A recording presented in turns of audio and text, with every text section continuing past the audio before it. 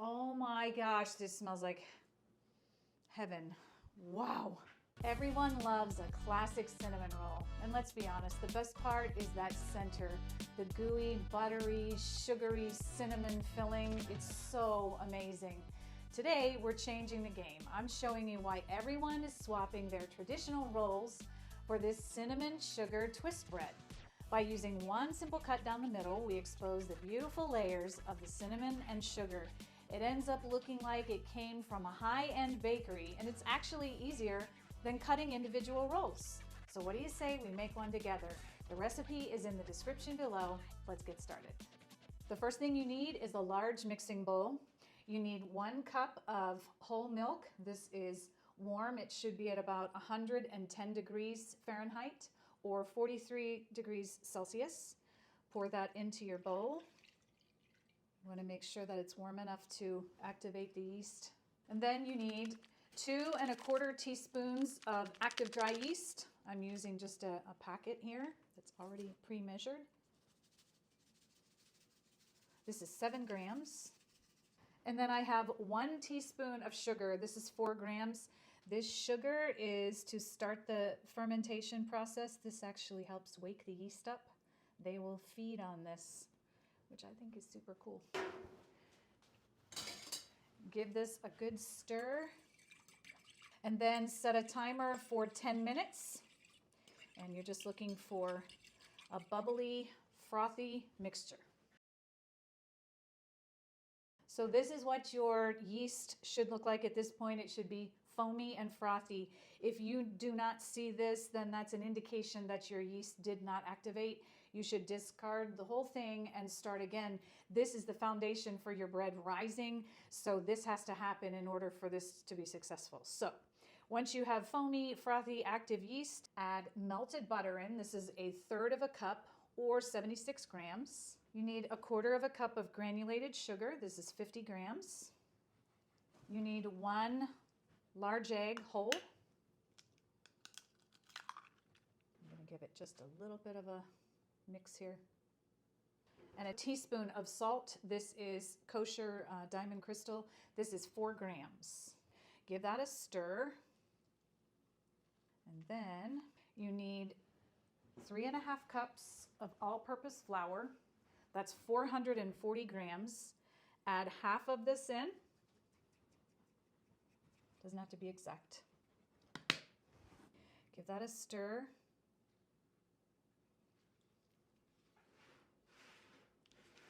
And then add the rest of your flour in. And stir this until your dough forms a ball.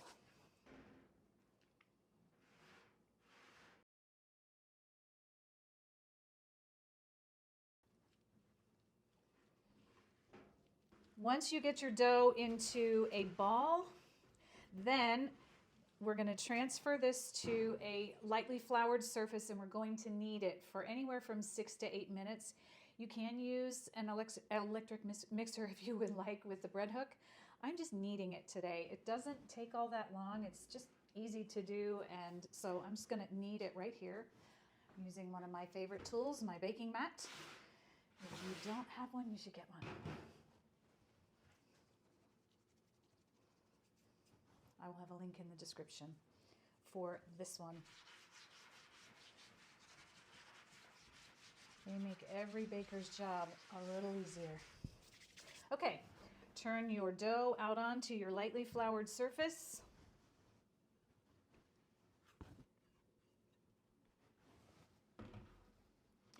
And just start kneading. At first it'll be a little sticky.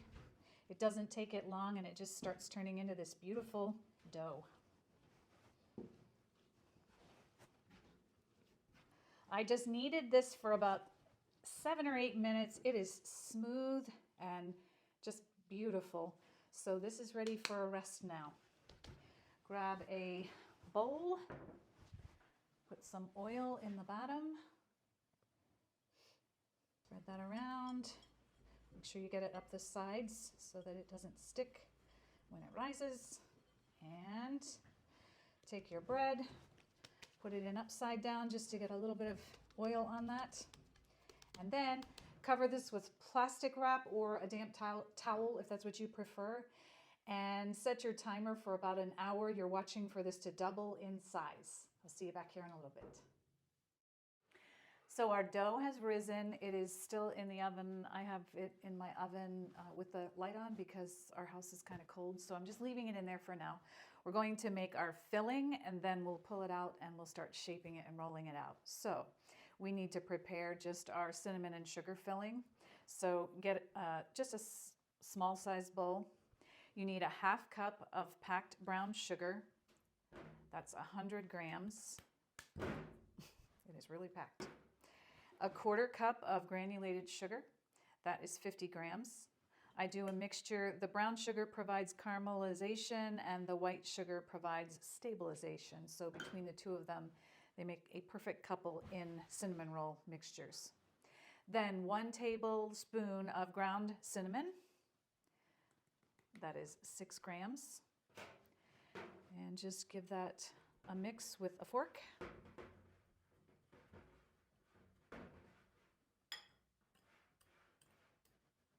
Okay, once you have your filling done, just set it aside for now.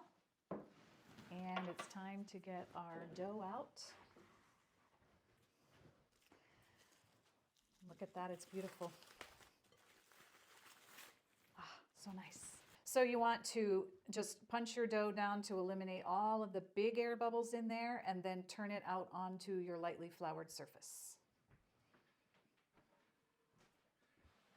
Oh my gosh, I love the smell of yeast. This smells amazing. Okay, turn it out onto your surface. This is some beautiful dough. We're shaping this into a 16 by 12 inch or 40 by 30 centimeter rectangle. So use flour sparingly, but you do need to use it. We don't want this to stick at all. And just start rolling. Be gentle. This is really beautiful dough, and you shouldn't need to be really rough with it. It's an enriched dough, so it's very soft and very lovely. And from time to time, just make sure that it's not sticking at all. You can always apply a little more flour underneath if you need to. Then you can either use something like a bench scraper. I try to just square the edges up. And you can also use something like this if you're using a ruler. Now we have 4 tablespoons of really soft butter. You can see it's very spreadable. I want it spreadable, not melted, but not hard either, because this dough is very delicate and we don't want to tear the dough while we're spreading it. This is 56 grams of butter. Spread that right onto your dough.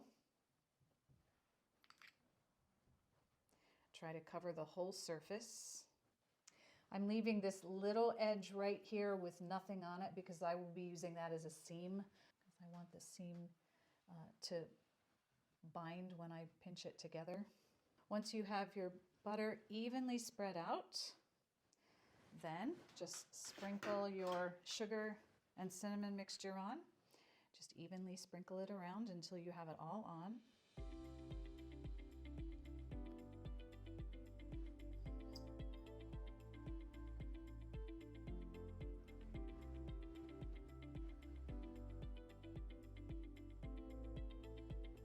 Okay.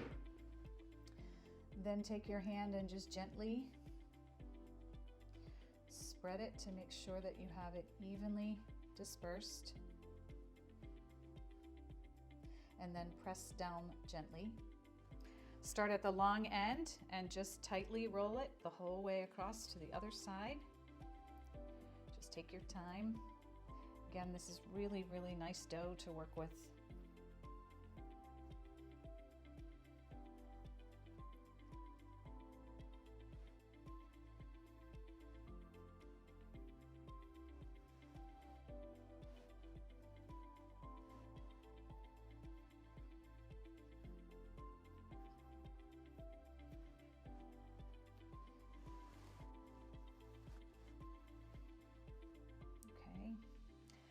Then when you get to the end, use this as your seam.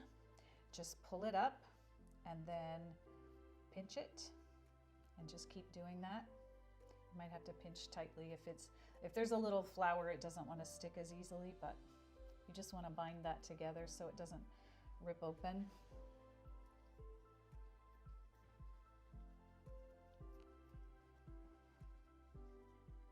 There.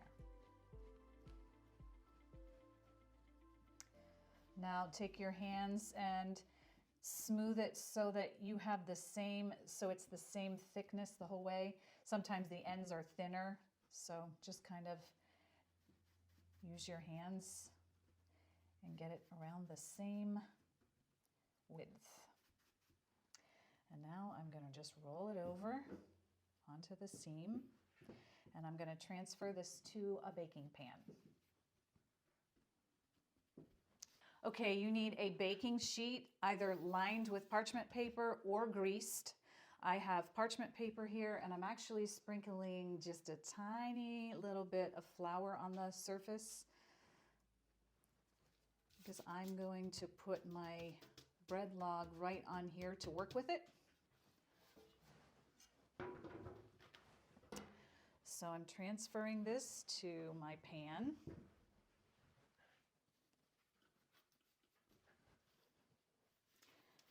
To ensure that it's staying on the parchment paper as best I can here.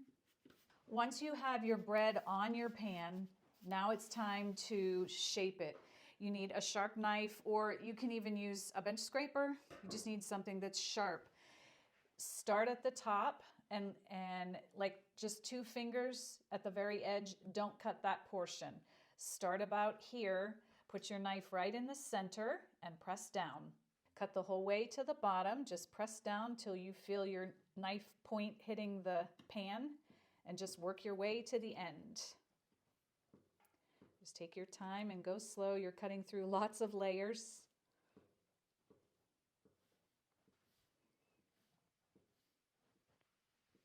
Okay, once you have your cut made and you're sure that it's cut clear to the bottom, just take one side at a time and expose the cut side. So turn that cut side to face upward and go the whole way down. It'll separate a little bit, that's okay. All those beautiful layers, they will come together again. And now do the same thing with this side.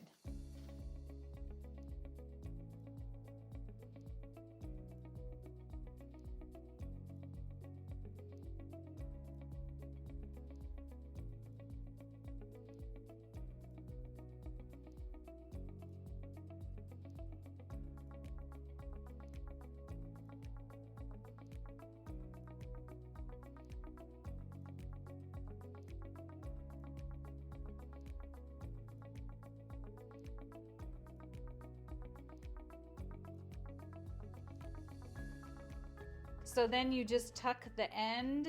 When you get down here, just tuck that end underneath. Now take this end and do the same thing. Tuck that under so you have those exposed also. And look how pretty. Now this needs to just sit and rest for 30 minutes. Okay, the bread rested and rose a little bit for 30 minutes, and it is time to bake it now. We'll bake it for 25 to 30 minutes, and remember, baking times will vary slightly because this is not a standard loaf. Like, there's more surface area exposed to the heat, so 25 to 30 minutes, keep an eye on it. The internal temperature should be 190 to 200 Fahrenheit or 88 to 93 Celsius. So in the oven it goes.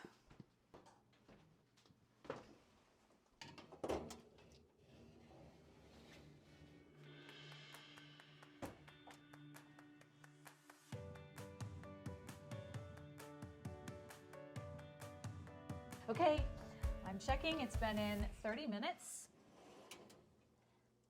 I'm looking for that 190. Still going up. It is done. Done, done, done. Okay, time to take it out. Put it right there to cool. This smells amazing. It's beautiful. And we're going to make our drizzle so that whenever that cools down enough, we have a drizzle to put on it, and then we can have a bite of it. So our glaze is really simple, but it's yummy. 1 cup of sifted powdered sugar, that's 120 grams. I have 2 tablespoons of milk here. This is 30 milliliters. I have 1 tablespoon of cream, which is 15 milliliters. I have a half teaspoon of vanilla, that's 2.5 mLs. Give this a good whisk. Oh my gosh, this smells like heaven. Wow. Put your cooling rack right onto a baking sheet. And we're going to put our drizzle on. This smells so amazing. Just go back and forth in a sweeping motion. And then do it again.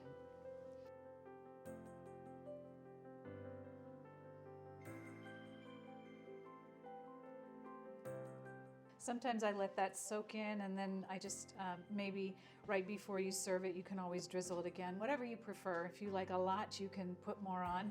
I'm letting this cool and just set maybe another 5 to 10 minutes, and then we're going to cut into it and have a bite and have a look at the inside of it. So 5-10 minutes.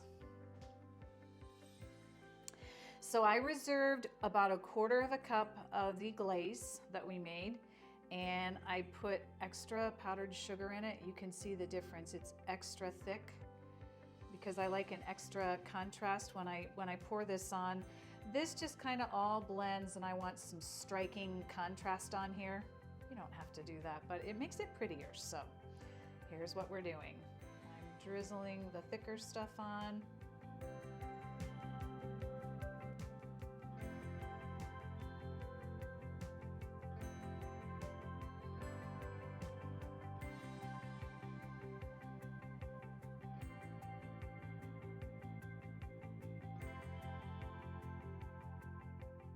The glaze is all on. It looks amazing. I have it on my cutting board. I'm ready to cut a piece and have a bite.